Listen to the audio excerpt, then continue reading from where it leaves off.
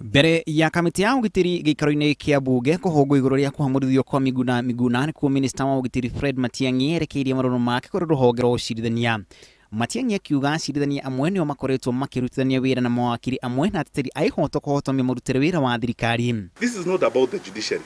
It is about a clique of judicial officers who have gotten into an unholy relationship with a clique of activist lawyers and oppositionist civil society people, with the intention of humiliating the government, stalling the government, embarrassing the government, and making it impossible for the government to perform. Arimatua maria arauga marakinyanirio ona mwena wa thirikari utathikiriirio. I have over 26 court orders served all over the place. No judge, no magistrate is calm enough to say, go serve PS Kibicho, come before me, so that you argue your case. You can actually sell poison in this country, because all you need is to go to court and get a court order and put it on your door and sell poison. Now, I want to see what the Law Society of Kenya is going to do, and the judiciary, now that the officers have actually lied on oath, filed affidavits in court lying. Matiang'i agititira thirikari kumana na mbukirira cia ati thirikari ni yaregire gwathikira igoti riria riathanite Miguna etikirio kuingira guko bururi-ini.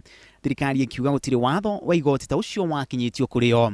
But for me to stay with undocumented person at the airport and looking at the temperatures, it was only ideal for me to use the options that were left to me. What would a wiser person than us do?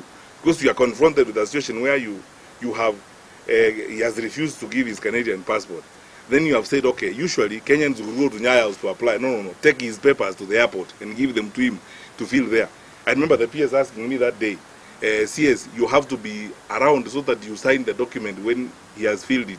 I said, wherever I am, just call me. I will sign it, bring it. Even if I'm in a meeting, I will step out to sign it, so that we get done with this charade, that is annoying and hurting the country. Then he tore the papers. Shira waisha ikuheni uria Matiang'i inspector wa Freddy Joseph Boynet na mwandiki mukaru wa uthambi Gordon Kihalangwa matugirio fine ya shiringi 200,000 o mundu. Ni shira uria ona kuri ugo thirikari coketie riko. Thirikari ni igigititira kumana na ikinya ria kwamurithia Miguna thutha wake kuhingiririo kiharo-ini kia ndege kia Jomo Kenyatta. Matiang'i agititirithia passport iria Miguna akoretwo nayo ahetwo na njira ya Google ni minister wa tene wa uthambi Mutigairi Otieno Kajwang'. The file that was used by the former minister in charge of migration, the Honorable Otieno Kajwang', to give Mr. Miguna a passport. You will notice yourself the fraud in it. That it was not done properly, it was not done according to the law. Ideally, actually, if we were to follow the law as it were, honorable members, we should have charged him in court with fraud. And we did not know this, no one knew this. Kuringana na thirikari, Miguna horirwo ni uraia